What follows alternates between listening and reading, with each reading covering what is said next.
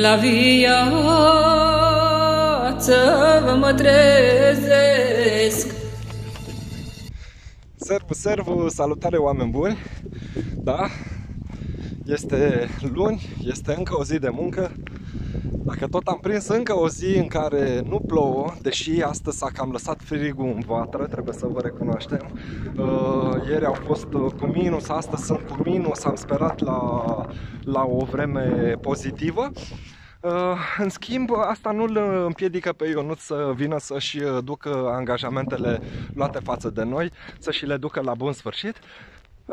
Ionuț este prietenul nostru, așa cum v-am spus. Ionuț se ocupă în vatră de tot ceea ce înseamnă finisaje în stuf. Își dă concursul să iasă bine. Și acum mergem spre el, exact în locul pe care noi vrem să-l numim Poiana cu corturi. Și să vedem ce face. Pentru că acum, astăzi are o provocare, lucrează la varianta combinată între stuf și nuiele și mergem să vedem cum se descurcă. Da? Țineți aproape!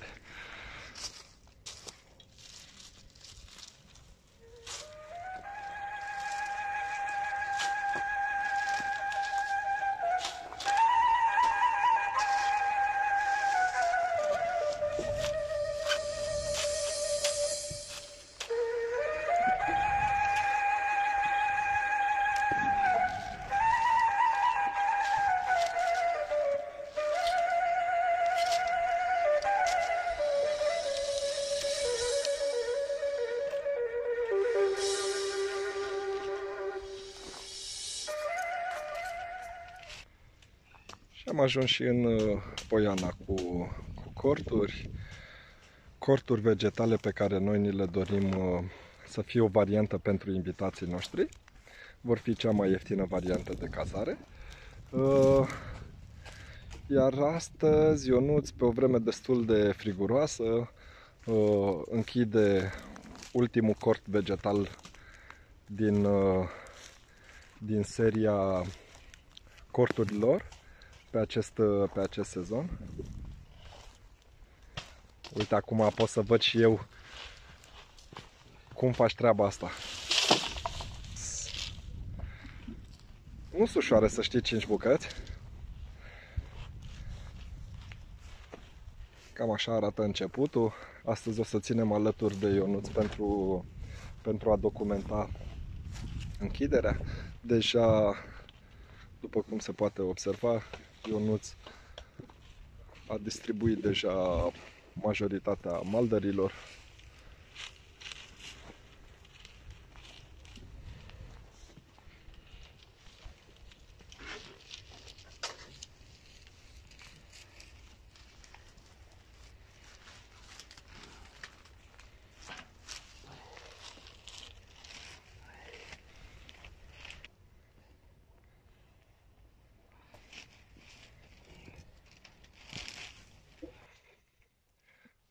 Așa cum vă spuneam, momentan Ionuț a distribuit în mod egal maldării pentru că știe cantitatea necesară pe închidere după primul cort executat.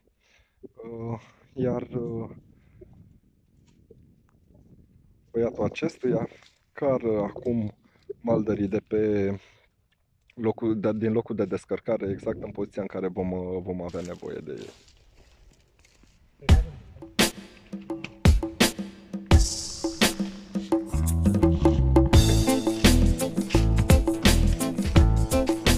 Vatră la colibe.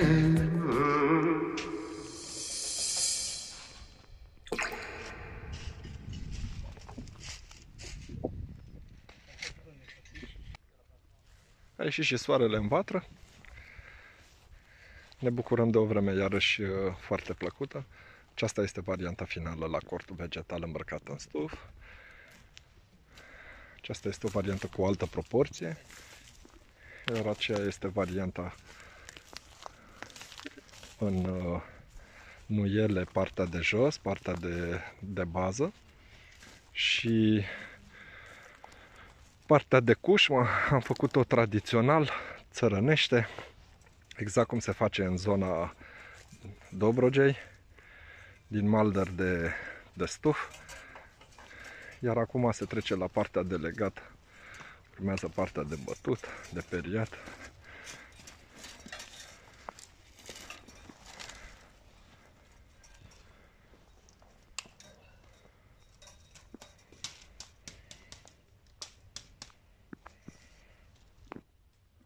După aia și lecții. Da, care să mâncați.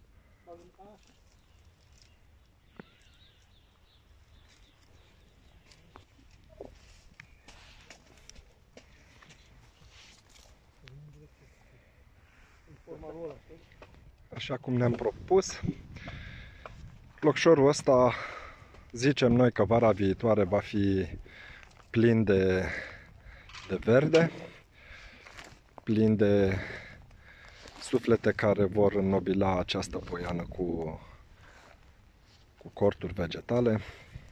Este doar începutul acestui colțișor, îl vom agrementa și îl vom duce până la sfârșit sezonul următor, alături de oameni care au mai făcut și știu ce finisaje trebuie să ne execute.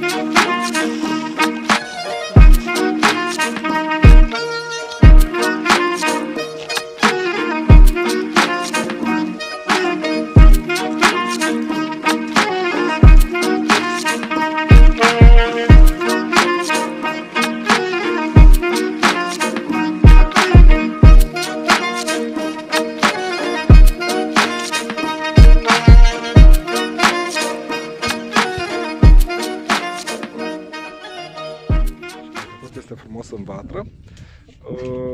Am prins un moment în care Cristache continuă compartimentarea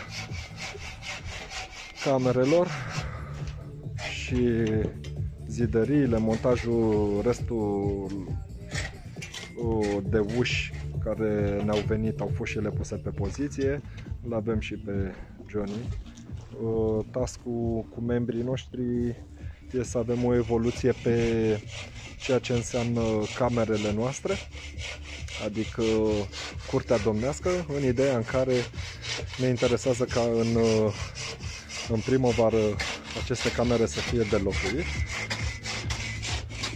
Fratele Mihai, după cum vezi, Johnny a extins partea de terasă pe care o săpase și face și el treaptă. Salutări! Spor la treabă, Johnny. Dacă tot a venit în concediu, așa cum fac oamenii serioși, în concediu ne mai găsim de treabă.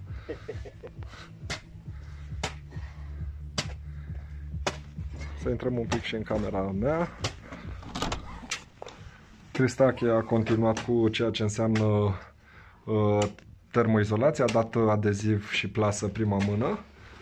Urmează, când se lasă din nou frigul, să intre tot la fel pe interioare, dar astăzi, pentru că este foarte frumos în vatră, se continuă lucru pe ceea ce înseamnă agrementarea teraselor, accesele, intrările pentru fiecare cameră, zidăriile și încercăm să pregătim toată construcția pentru iarnă, pentru momentul în care va veni frigul. Se face și zideria la Michel, între Michel și Alex.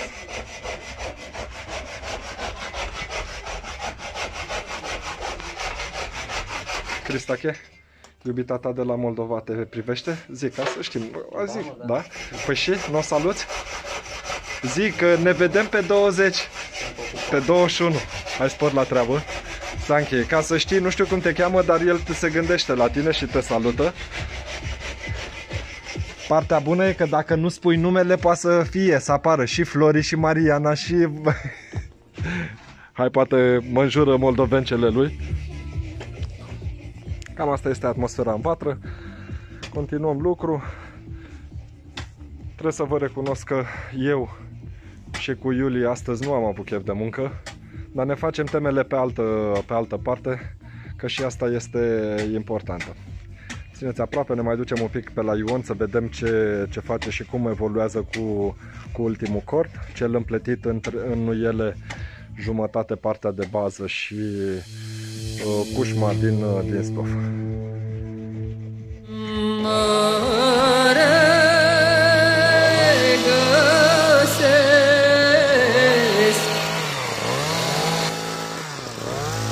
La viață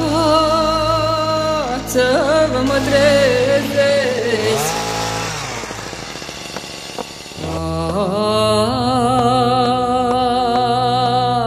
ale mele vise iube.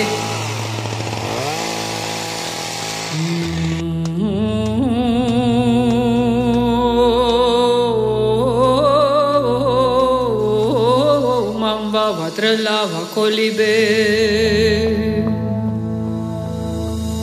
Am terminat și ziua asta în vatră.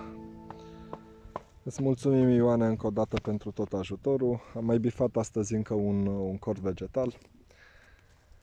Nu mai avem mult până departe, așa ne-am zis încă de la început. Și iată-ne că după 3 ani de muncă, după punctul în care am luat acest loc în care nu existau garduri, astăzi începem puțin câte puțin să scoatem capul din țărână.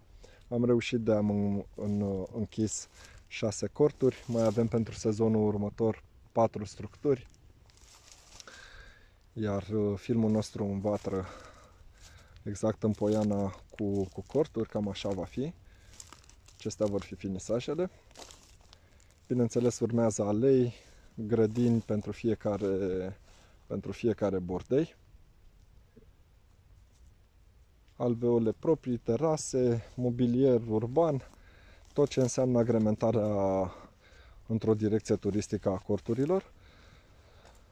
Corturile vor avea paturi, pentru că ne dorim ca experiența în vatră și somnul să fie unul de odihnitor, punând foarte mult preț pe liniștea pe care o oferim și pe confort. Ne bucurăm de o zi absolut superbă, și ne bucurăm totodată că puțin câte puțin, câte un cort își face apariția în vatră. Urmează finisajul acestor corturi. Iar de anul viitor cu siguranță vom primi oaspeți.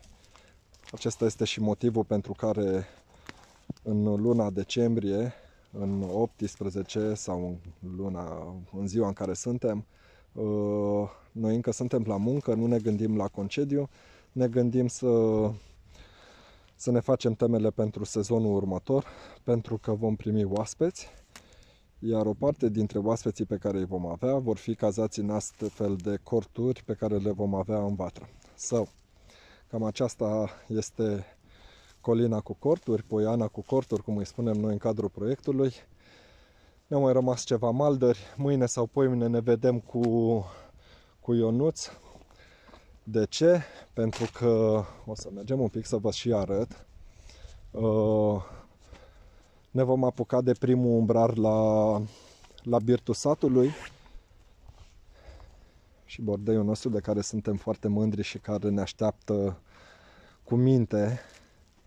Recepția care am dus-o într-un stadiu definit la exterior.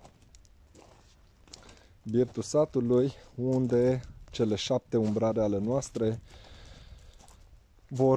vor prinde partea de cușmă, tot la fel în aceeași manieră, o manieră organică în care vom acoperi cu stuf. Umbrarele vor prinde o cușmă care va fi dantelată și vor lăsa picioarele să se vadă, toate structurile. Iar de asta ne vom ocupa nu mâine, mâine când îl așteptăm pe Ionuț, să ne apucăm de primul, așa cum facem cam toate lucrurile în vatră, va fi experimental. Nimic din ce i-am cerut nu am mai făcut, dar nici noi nu vrem ca lucrurile pe care le facem în vatră să fie găsite pe toate drumurile.